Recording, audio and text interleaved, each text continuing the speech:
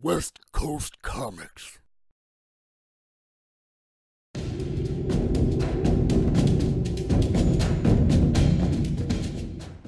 Hey guys, how you doing?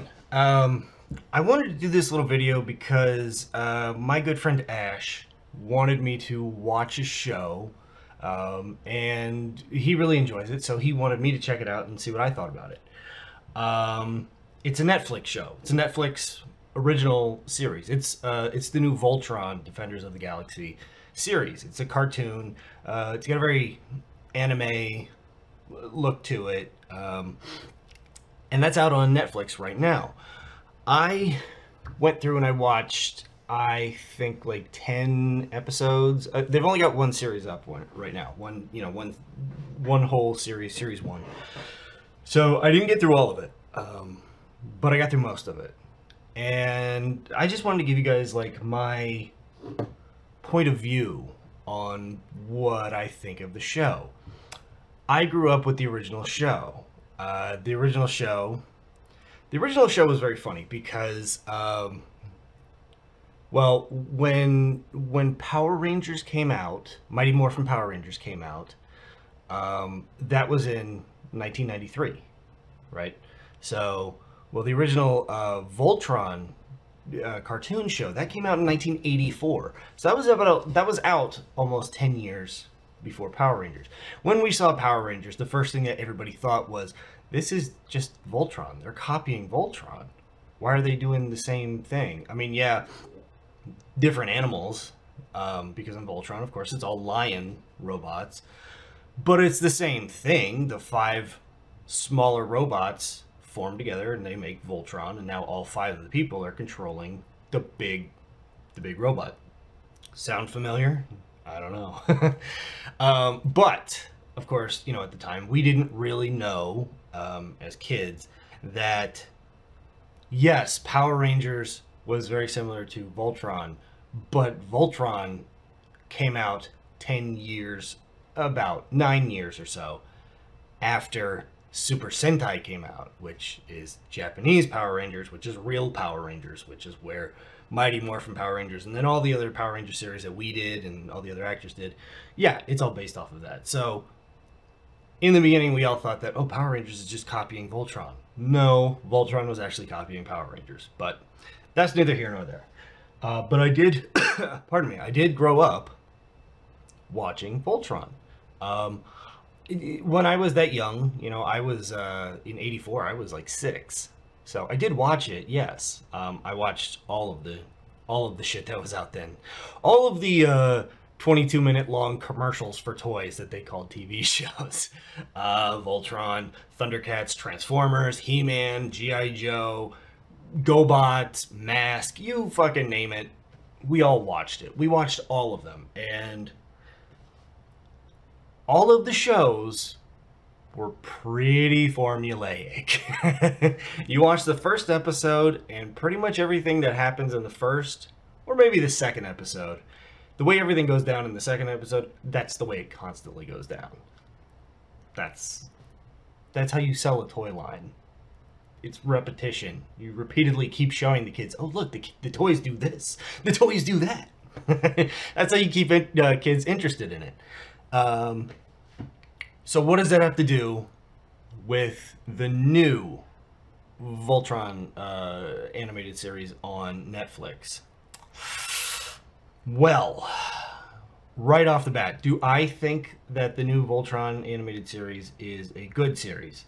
I think it's... Now, don't switch the video, don't switch over to another video, and don't get ready to start writing me all this hate mail. Let me explain to you my feelings on it. Do I feel like it's terrible? No, it's not terrible. It's not terrible. Do I feel like it's fantastic? No, it's not fantastic. It's not. There are moments in it that are very funny. It actually, like, you know, I've watched 10 episodes or so, and I've actually had a pretty good laugh out of a few of the jokes that they've done. So, like, I was very surprised about that. And I was also kind of surprised too when I was watching it that I was able to pick out some of the voice actors doing whichever voices. I was stuck up on one. I heard him speak, and he's not one of the main cast. He was a character that came back. I think they're called Balmorans or something like that. They're like rock people, kind of like that. I heard him speak, and I was like, I know that damn voice. And it was really pissing me off. And then finally I was able to find it in the credits, and it was Scott Wolf from Party of Five, and that's how I know him. But yeah, I was like, what? Ah, that's why I know. Okay, yeah. Anyways, the voice acting is fine. The voice acting is fine. The characters are fairly well defined.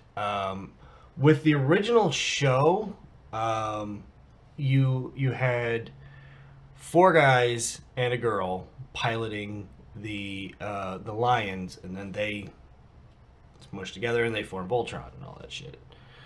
And the colors were off because the red guy was flying the black lion. I think the blue guy was flying the red one. The pink chick was flying the blue one, and then yellow for yellow and green for green. So it's like the 3 main colors were kind of fucked up, but that's how they did it. But in the new series, there's a guy in a black suit now, and he flies the black one, and red, red, blue, blue, yellow, yellow, green, green.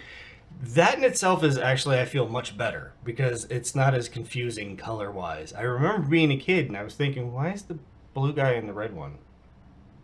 I don't get it. Shouldn't he? There's a blue lion. Shouldn't he be in the blue? What the fuck?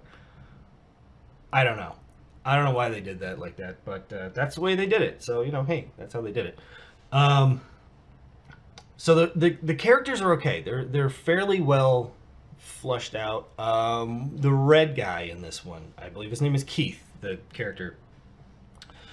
They haven't really gone into too much as to who he is and why he is the way he is or whatever. You know, he's kind of a loner character. Not at all to the point where you ever get the feeling like he's just, oh, I'm gonna fuck this team, I'm gonna go out and get my own team. No, actually it's quite the opposite. He constantly wants them to all work together to be the best team, but he still has that kind of Raphael Ninja Turtles kind of, all right, well, we're all a team, but I'm gonna go do my thing over here, but if you need me, just, you know, shout and I'm right back over there, you know. But they haven't really flushed out why he is like that. So I think that maybe they need to kind of speed it up and get into why is he like that, because I'm just sitting here wondering, what do you want, dude? Do you want to be with the team or not with the team? You say that you want to, and yet you kind of do your own thing. Whatever. Doesn't matter. The red guy is not the leader. The guy in the black suit is, he's the leader. And in the opening in the opening episode, he is captured by the Allura forces, and I can't remember, but I don't think that it gave a specific amount of time as to how long it was in between him being captured and then they form Voltron. Like, I don't know how much time there was in between there, but it apparently had to be quite a bit, because he was not only captured with a couple other people who become very important later on, but he also went through a whole gladiator thing where he ended up becoming the champion of all the gladiators in their pit, because the bad guys do that. Why? I don't know. Why don't they just fucking shoot them? I have no clue. But they don't. Well, because if they did, then there would be no black suited guy to... He's not a black person. He's in a black suit. So I'm just going to say from now on, the black guy. He's not black. In fact, he's Japanese. But he wears a black suit. He's the black guy. Whatever. Yeah, if they had done that, then there would be no black guy to ride in the black line, and then they couldn't make Voltron. So I guess that makes sense. But that's very convenient. I think that that's kind of my biggest problem with this series, is that things are very conveniently happening. Um, I watched one of the last episodes that I watched. Uh, the okay, so they have a princess with them. She's not a part of the team, but she leads the team, and she has a right hand man who's like her. Well, he's the comedic relief. He actually very much reminds me of Jordan, one of our mortal wombats in our Twitch channel. Maybe just because of his accent, because he's very Australian. I don't know, but he does kind of remind me of him. Maybe it's also because of his personality. He's very hyper and all that shit. So that's Jordan. Anyways, yeah, the not queen, the princess. She's always a princess. She's never a queen. Why? Her father is dead. Her mother is dead. She has no brothers or other sisters, and nobody's older than her. She should no longer be the princess. She should be a queen. That's kind of how that's how monarchy works. She shouldn't be the princess anymore. She's not a princess. She's not a child. She's, at the very least, she's like 19, 20 years old I mean, she's actually 10,000 years old, but I mean, mentally, she's there at that 1920. They were put into cryo sleep, and that's why she's 10,000 years old. She wouldn't normally live anywhere near that long, but her and her right-hand guy, Koran, I think is his name, they're put into cryo sleep, and that's why they're 10,000 years old. Whatever, that doesn't matter. So yeah, she's not a part of the team. She leads the team, but she never gets into the lions to actually fly around and do all the lion-y goodness stuff. She doesn't do that.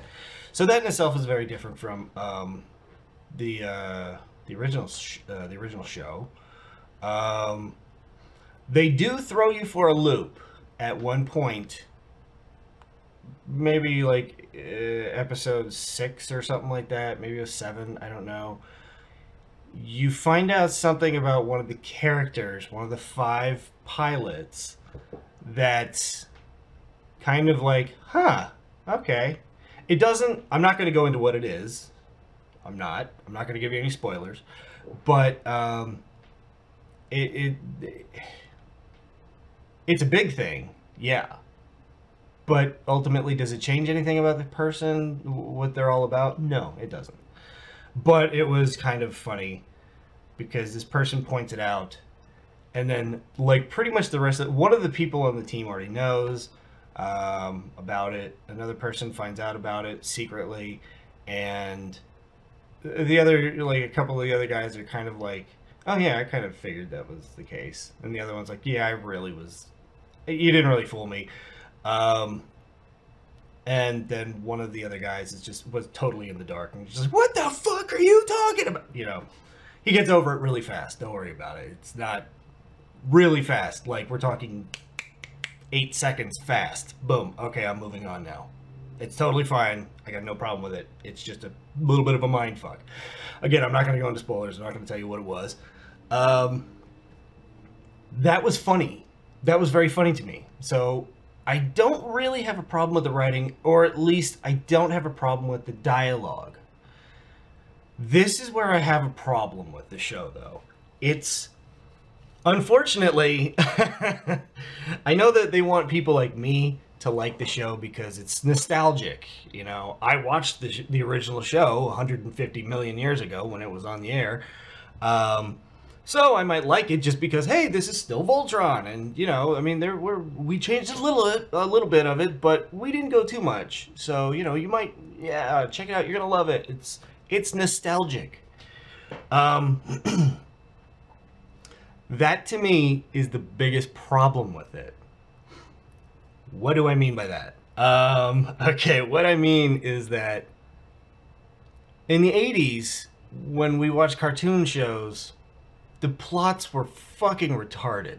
They were always stupid. Every episode was just stupid. And typically, one of the stupidest parts about the episode would be how it's resolved. you know, the resolution to the conflict. How do we stop Cobra this time? You know, how do we the Decepticons have gone too far. How do we stop them right now? We got to stop them. There's always some stupid magic MacGuffin thing that they find, that finds them, that whatever, but it practically lands in their fucking lap. And, oh, this is exactly the thing that we needed to beat them, or whatever. It may not be an item. Maybe it's a person. Maybe it's a cat. There's Shizuka over there. Maybe it's a dog. Maybe it's a parrot. I don't know. But it's always something or someone that is exactly what they need to solve the problem. And it got so bad with like the last episode of the new Voltron series that I watched that I was 100% accurately predicting what was going to happen. Almost like halfway through the last episode that I watched, from there on I was like, okay, wait. Now this is going to happen. Then it happens. Now this is going to happen. Then it happens. Now this is going to happen. It happens. That to me is both the good and the bad of the show. It's part of the charm to it, but it's also, it kind of makes it stupid and pointless. They're following the 80s way of doing shit too well. If you can imagine that. They're actually following this shit too well because it's so formulaic. They do the same kind of shit that has always happened in cartoons, like when they go to make have all the lines form into Voltron. They use the exact same footage that they always use. They use it from like episode 2. I've watched up to episode 10 at least. I've watched that one, and every time that they go to make Voltron, same shit. Okay, fine. It cuts down on us having to do more animation. It cuts down on our artists having to work on extra shit so we can pump shit out faster. I get it. I do. Trust me. I get it. I write a fucking comic book. I know exactly how hard it is to get, you know, artists to really get shit on the, to get on the ball and all that stuff, because it's a lot of work. I'm not blaming artists. It's a lot of work. It takes a long time to do shit. So I do get it, but it looks so much like the 80s show with that, and it's kind of like, okay, but wait, weren't they just on a water planet? Why is the background like green? Because that's what the original animation was. That's why. It doesn't make any sense, but whatever. Yeah, with the last episode that I watched, though, I kind of started feeling like, I think I should tell somebody about this, because it was so goddamn bullshit.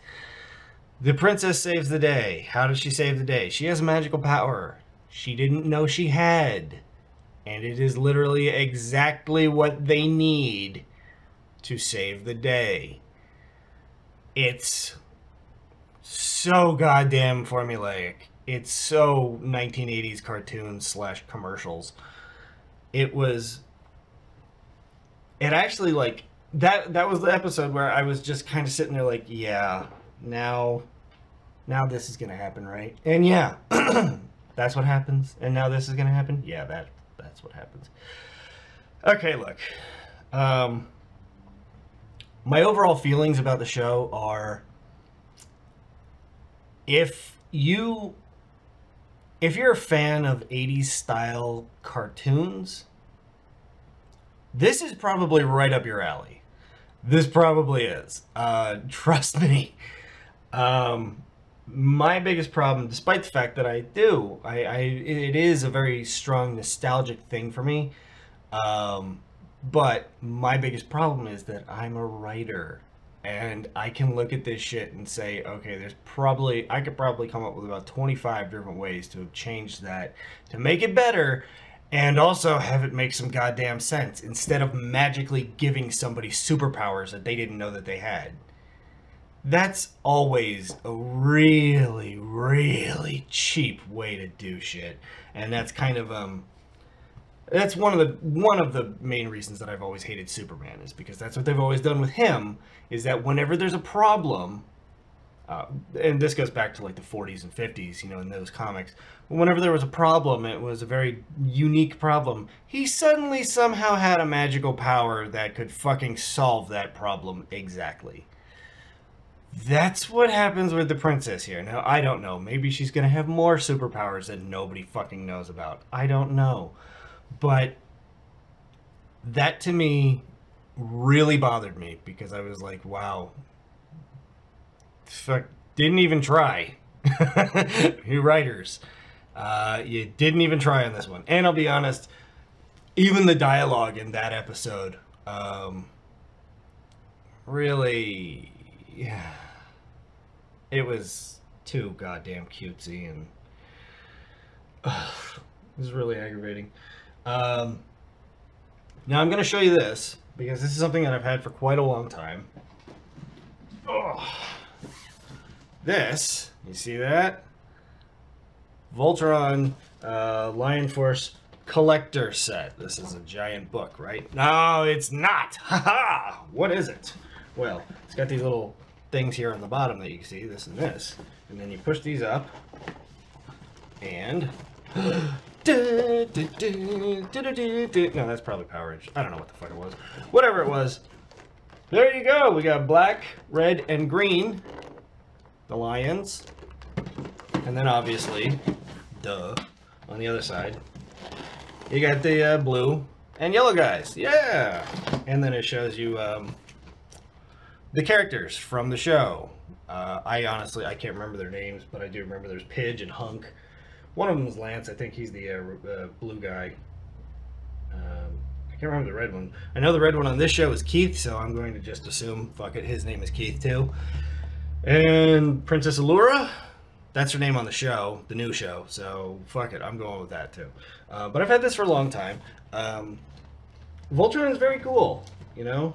It's very cool. On that side, it gives you, like, you know, Voltron Liber Force, Masterpiece Collection, The Fiendish King Zarkon of Planet Doom. Planet Doom? Wow. Spreads terror throughout the universe, conquering planet after planet and enslaving its people. Only a single planet stood as a threat to Zarkon's reign, the tiny planet of Eris, which held a mighty secret, 5 fierce lion robots that could combine into a great and powerful warrior, Voltron, the defender of the universe. There's more, but I'm not going to read the whole thing. But yeah, it's, I haven't got my certificate of authenticity and all that shit. This is number 10,772 out of 15,000. So they didn't make too many of these, you know. But I do like Voltron. I like Voltron. I like the idea of Voltron. Voltron's very cool. It's a really cool giant robot. He has all kinds of shit. That's another thing in the show that is kind of funny. They're constantly learning new shit about what the ship can do, what the robot itself as Voltron can do. Again, it kind of falls into the whole, oh, well, we need this. How do we need this one special attack that we don't know. There's no way for us to beat this one specific monster. What do we do? Then the lions, you know, even when they're in the limbs, kind of telepathically tell them what to do. And I was like, huh, okay, well, why not? The lions, the robotic lions, have a mental link to the pilots. Okay, fine. Okay, fine. I'll give them that. That's too easy, but I'll give them that. Also, another strange thing, though, from the show was, I don't remember if, I think on the original show, they don't show it on here. I know there was a mouse. There was a little mouse. It was actually a mouse. And I think it was like Pidge's pet mouse, or maybe it was a friend or whatever. And Pidge would talk to it, and it would seem to understand it. Why? Because it's the 80s, and mice could talk. Shut up. That's just the fucking way it was back then. It's always retarded. But on this show, I don't think that this is really any kind of spoiler, but the princess, she was put into cryo freeze, like I said before, and her manservant, Corin, I think is his name, But also there was 4 mice that got stuck in the cryo freezer with her. And because they were frozen together for 10,000 years, she has a telepathic bond with these 4 mice. They're just mice. But aside from, they can't speak vocally. It's kind of like in my comic with Mishi the giant mountain lion demon. He can't speak vocally, but he does speak telepathically. But that's because, well, in my comic it's different because the Wendigo feeds him his own blood. From that he becomes an earth demon, and earth demons can all telepathically talk to each other. That's my comic. This show tells you that she could telepathically speak to these 4 mice because they were frozen with her for 10,000 years. Right. Okay. Fuck it. Whatever. Anyways, last thoughts on it. I'm sure I said it before. If you like 80s cartoons, watch it. I think you will get a kick out of it because it's very much like the 80s show. That is a great thing. That is also a terrible thing. It's so fucking formulaic, and it's just so easy to predict what's going to happen. I think it's a good show. Do I think it's a great show? No. And it's certainly not a terrible show.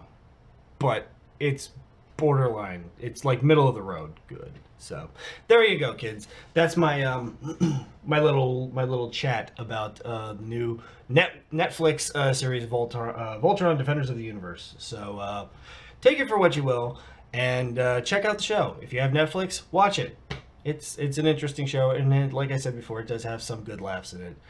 Just don't expect Shakespearean levels of writing or anything even close. Okay, that's that. So love you guys. Mwah. Big kiss and all that, and I will talk to you later. Bye bye.